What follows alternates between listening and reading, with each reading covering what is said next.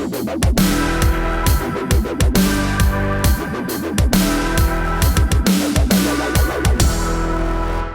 you open your heart to patriotism, there is no room for prejudice.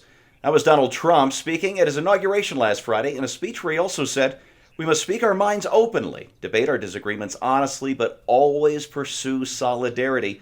And then, maybe my favorite line, "Whether we are black or brown or white, we all bleed the same red blood of patriots." Naturally, hearing those words, the left went ape stuff and has accused the new president of racism, division, anti-Semitism, and just generally being way too scary for their Tyndall-Whittle feelings. Hi, everybody. I'm Steve Green with Scott Ott and Bill Whittle, and this is The Right Angle on the left's big wig out to Donald Trump's swearing in, brought to you by the paying members of BillWhittle.com, and we couldn't be prouder of that or of them. Scott, MSNBC's Rachel Maddow heard the same speech you and I did, presumably, and she said the speech had very dark echoes in American history. Her full quote was, "There was an America First committee that formed in this country, hundreds of thousands of people in this country, some of the richest businessmen in this country who were part of it. They were formed to keep us out of World War II. They were infiltrated by the Nazis. Many of them are anti-Semitic, part of why they weren't alarmed by Hitler's rise in Germany." End quote. Now, Maddow seems to conveniently forget that it was FDR who refused German Jews entry into this country before the war and who interned thousands of Japanese Americans during the war. So, Scott, is this really all the left has left to argue with? Hitler scare tactics? It is really hard for people on the left to hear anything from somebody they've already decided, they've made up their minds about. I have a colleague. Yeah, I have a colleague who's a very progressive, very politically engaged young man, and he immediately after the speech, he gets these updates on his phone, and that Rachel Maddow quote that you just made. Yeah. He's reading his phone. He goes, "It was a very dark speech," and I'm like, "Who says it was a very dark speech?" And it turns out the New York Times subheadline said, "In a very dark speech." So then Rachel Maddow repeats, "It was a very dark speech."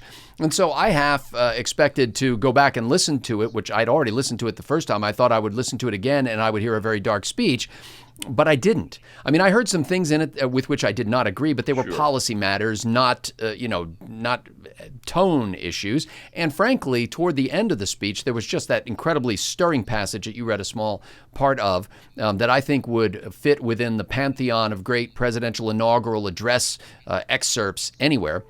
I actually read a section of President Trump's inaugural address to my colleague. And I said, "Listen to this, will you?" I read it to him, and he listened, and he goes, "Well, if you got up in front of a group and made that speech, it would be great. But we know he doesn't believe a word of it." And so I say all that to illustrate in this one little encounter with my friend that there are a lot of people who it doesn't matter.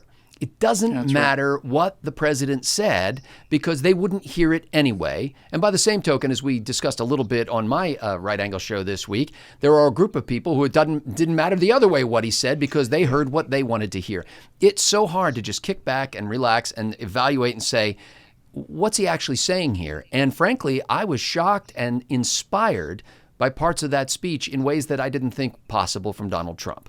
Yeah, as was I. Scott, as you were saying, it's possible to have sane disagreements with the things that Trump actually did say. I part ways with him on trade and a couple of other issues. Yes. But Canadian journalist Doug Saunders tweeted, and I quote, "If you thought you'd never see anything on TV as frightening as 9/11, this was it." Oh, my goodness. Yeah, radicals on the left and right, they'll get upset over anything the other side does. There are all sorts of crazy things being said about both Bushes, about Clinton, about Obama, things being said by radical partisans. But, Bill, what is it about Trump, and I guess it's specific to him, that makes mainstream lefties sound like people who went off their meds? He doesn't care about them. He doesn't care what they say, and he doesn't care what they think. That's power.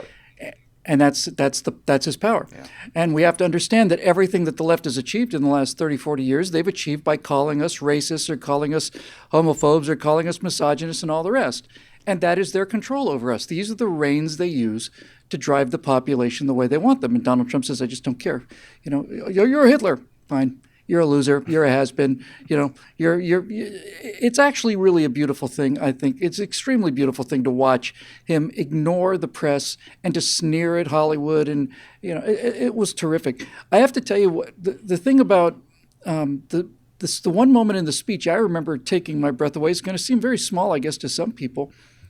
But he was saying, we're going to build things. We're going to build roads. We're going to build highways. We're going to build bridges. We're going to build airports. And I just, you can't build airports.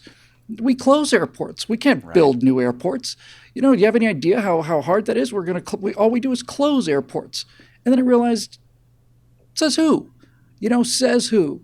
All of this goes to the point about being dark, and it's a dark speech if you're a progressive, right?